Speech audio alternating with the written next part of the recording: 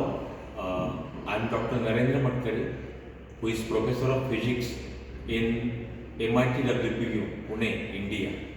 Today, let me welcome you all to my YouTube channel named Experimental Physics. Today, I am going to explain you how to study the characteristics of light emitting diodes, that means LEDs. We will be interested in studying two characteristics. One is current versus voltage characteristics, and second is intensity versus input electrical power characteristics. Now let me explain how LED works.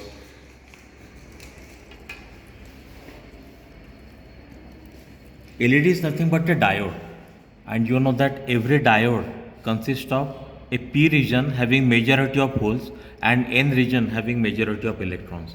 So electrons diffuse from n to p, leaving behind the positive ions. Then holes diffuse from p to n because of concentration gradient, and they give negative ions. Now when you forward bias this diode, when you apply positive to p and negative to n, what happens is that when you increase the voltage, the holes and electrons go toward the junction, they unite with these ions, they are neutralized, and therefore this depletion zone or this barrier potential zone reduces. Now electron and holes are approaching towards each other, so when they meet near the boundary, they will recombine, and as such it will be a recombination of electron in conduction band with hole in valence band. So when electrons and holes recombine, a radiation will be emitted, and the energy of this radiation will be H nu is equal to EC, the conduction band energy, minus EV, the valence band energy. H nu is nothing but Hc upon lambda, and EC minus EV is nothing but the band gap of the semiconductor. So we have lambda is equal to Hc upon Eg. So the wavelength of the radiation emitted depends upon the band gap. That means the gap between valence band and conduction band.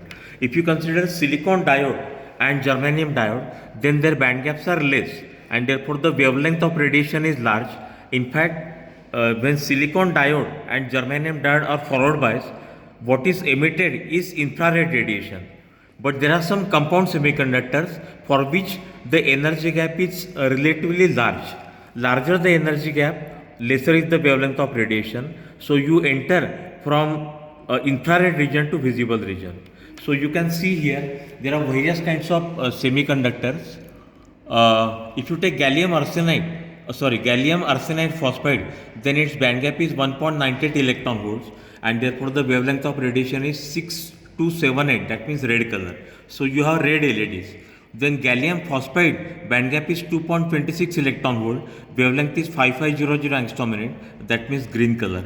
And then indium gallium nitride INGAN, the band gap is 2.83 electron volt, and therefore the wavelength of radiation emitted is 4393, that means blue color. So why color changes from LED to LED? Because the compound semiconductor used in the LED changes from LED to LED. Now let us see how to study the characteristics of LED. 4 LEDs have been taken. One is red, second is green, third is blue, and fourth is white. Our apparatus is like this. This is the circuit board. This is power supply.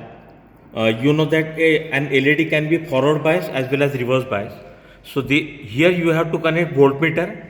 Between these two connections you have to connect ammeter, and then in between these two terminals you have to connect the LED. So the connections are like this. Let us use this multimeter as a voltmeter. So I will insert black wire in common, then red wire in volts, and I will place the dial on 20 volts DC, and then I will insert it here. So I will be able to measure the voltage in the circuit. Now let us use this ammeter, this meter as an ammeter.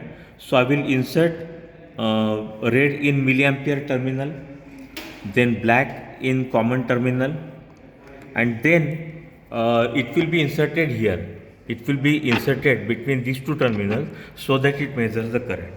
Now you can see that this is a cable whose one side is made up of banana pins and other side is made up of crocodile pins. So banana pins are to be inserted like this, and the LED which you want to study has to be inserted between these crocodile terminals.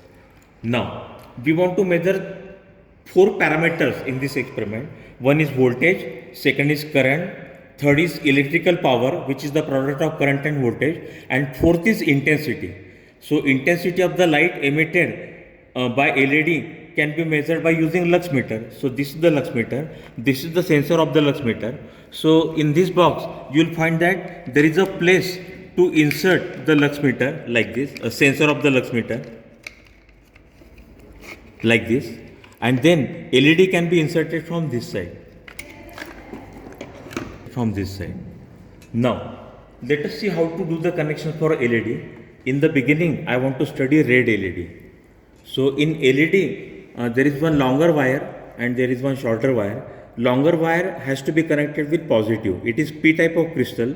So I am connecting red to red, red to positive, and I am connecting black wire to the short wire, that means negative.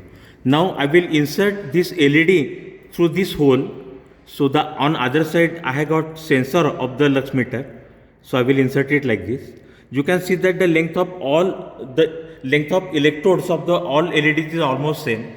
So when you are doing the experiment on LEDs and when you are confirming the connections, you have to see that for every LED the distance between this LED and the sensor will be same, and orientation of LED will also be same. Now the circuit is done. I will make the circuit on now. So it is on. Now the experiment is very simple. I had to change the voltage and I had to measure the current. So let us see how it takes place. Initially, okay, this it will be used as a milliammeter, so 0 to 20 milliammeter. Now let us see how whether LED is glowing or not. So I will increase the voltage, and I will, if I look through this, you can see that the LED is glowing. That means it is emitting light. And when voltage and current increases, the amount of light emitted by LED will also keep on increasing. That intensity can be measured by using lux meter. So make the power on, and depending upon your range, you can use either 0 to 200 lux range, or 0 to 2000, or 0 to 20,000. Now experiment is like this. Vary the voltage in steps, record voltage, record current, and record the intensity. Now every diode has got a knee voltage. That means the characteristics of diode is something like this, IV characteristics. Initially you have to spend some voltage for getting the current. So initially, even if there is a voltage, the current will be 0, and after some time the current will start flowing. So when you increase the voltage, there is no current initially, so there is no intensity of light. But when you increase this voltage, after some time the current starts flowing, and then you will see that the intensity of the light measured by lux meter will keep on increasing. So how do we record the results now? How do we record the observations? There is an observation table given here. For say red color, voltage, current, then power is voltage into current, that means volts into milliampere, that means milliwatts, and this is the intensity of light measured by lux meter. And we will be taking such kind of observations for all 4 LEDs, red, green, blue, and white. So as per the observation table, you can record the currents, voltages, and intensities. Now one can verify that, see, positive is connected to positive of LED, negative is connected to negative. But when you interchange the connections, that means when you apply negative of supply to P of LED and then positive of supply to N of LED, then the LED will be reverse bias, and therefore it will not emit the light. This is because in forward bias, the electrons and holes approach towards each other and they recombine. But in reverse bias, the majority charge carriers, that means electrons and holes, they go away from each other. So there is no recombination and there is no emission of light. So this is how we can study red LED. Now the method of studying other 3 LEDs is same. So now I can take green LED. I will connect longer wire to P, a positive of the supply. Then I will connect shorter wire to N of the negative of the supply. Then I will once again insert this LED here, and I use a rubber band here to keep the position same.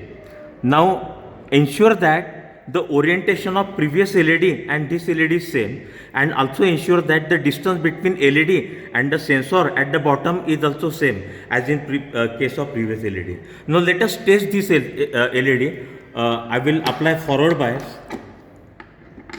Now you can see that when I increase the voltage, the LED will glow. So after some time, the current will keep on increasing, the intensity will keep on increasing, and then the intensity will become more and more bright when current and voltage is increased. So the observation table has been given. You can vary the voltage in steps. You can record voltage. See, initially there is no current because new voltage has to be overcome, and then after some time the current will start flowing, and when current flows, light is emitted, and the intensity of this light keeps on increasing with the electrical power, that means voltage into current. Note that the intensity is measured in lux, the electrical power is measured in milliwatts. Once again, you can verify that if you connect negative to positive and P of the LED to negative of the supply, then even if you increase the voltage, there is no emission of light. Remember that LED does not emit a light when it is reverse bias. It emits a light only when it is forward bias. So this is how you can study green LED. Now let us take blue LED. So positive to P, negative to N. Then I will insert this LED here. Then I will use rubber band to adjust the position and keep the things fixed. Now let us test this LED. I will apply forward bias. So now you can see that when I increase the voltage, the LED will start glowing, and then the intensity will keep on increasing with current and voltage. So as per the observation table, you have to take observations. You have to set the voltages to different values. After some time, the current will start flowing. You can see that when the current is 0, the intensity of the light is also 0 because recombination has not started. And then when the current flows, the intensity of light keeps on increasing. And when voltage and current increases, the intensity measured by sensor will keep on increasing. Okay. So this is how you can study blue LEDs. Once again, you can verify that if the terminals are interchanged, that means when the LED is reverse biased, there is no emission of light. Okay. Now let us see how to study white LED. So I will take white LED now. I will connect red to positive P and black to negative. Now I am inserting this LED. Remember, the way these LEDs have been oriented in the system and the distance between LED and sensor should be almost same in every case. Now let us make the connections and test this LED. So we will connect positive to P, negative to N, and then we will test these LEDs. You can see that the light is getting emitted. So you have white LED also. Remember, white LED is a combination of 3 colors.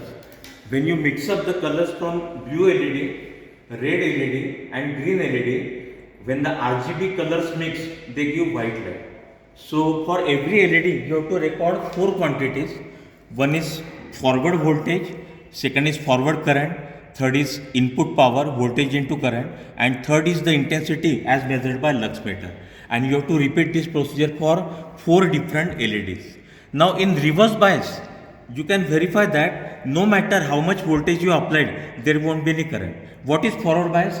Positive to P and negative to N is forward bias, and when you interchange these connections, it becomes reverse bias. And you can see that even if the voltage is increased, there is no current. So this is how we can take observations for various LEDs, and then we can plot the graphs. So this is a graph where 4 LEDs are getting compared. This is forward current, this is forward voltage, this is the graph of red LED, this is the graph of green LED, this is the graph of blue LED, and this is the graph of white LED. You are observing that the graphs are different, they are not overlapping because the compound semiconductors used for the designing these LEDs, they are different. You will also verify that the knee voltage of red LED is 1.61, green 2.16, blue 2.38 and white 2.55. This knee voltage also changes from LED to LED because the semiconductors change from LED to LED and the band gaps also change from LED to LED. If you plot these characteristics in reverse bias, you will find that there won't be any current and therefore the characteristics will lie on voltage axis. What about another characteristics now? it is output intensity versus input electrical power. Power is milliwatt, current into voltage, and this intensity is recorded here. So you can see that the graph begins with red LED, green LED, blue LED, and white LED. So how much electrical power is getting converted into light? That is what this graph signifies. You will see that the efficiency of red LED is minimum, because for the same amount of electrical power it emits less amount of light. But green LED has more efficiency. Electricity to light conversion efficiency of green LED is more. For blue LED it is still more, and for white LED it is still large. So you can also study intensity versus power characteristics of LED. So this is how we can study various properties of LEDs. Now let me explain the importance of blue LED. See, in the beginning green LED and red LEDs were known. Blue LED was not known. But when these people invented blue LED in Akasaki, Amano and Nakamura, third LED was also available, blue LED. In absence of blue LED, green color and red color, when they mix up, they will give yellow color, they will not give white color. But when the third LED gets added, you get white color. So white LEDs could come into reality because of invention of blue LED. And in the graph also, you can see that the green LED is the most efficient LED amongst the three colored LEDs, like red, green and blue. So a Nobel Prize was awarded to these three physicists for the invention of LEDs. So we can study various properties of LEDs by using this experimental set. One property that we verify is that new voltage changes from LED to LED. Second characteristic that we verify is that no LED works in reverse bias. And the third characteristic is that the electrical power to light conversion efficiency of LEDs changes from LED to LED. The efficiency of red LED is minimum, then green LED is more, blue LED is still more, and maximum electricity to light conversion efficiency of white LED is maximum. I repeat, white LED is obtained by mixing the colors of three LEDs, red, green and blue. So thank you for watching this presentation. Please like and subscribe my channel. Thank you.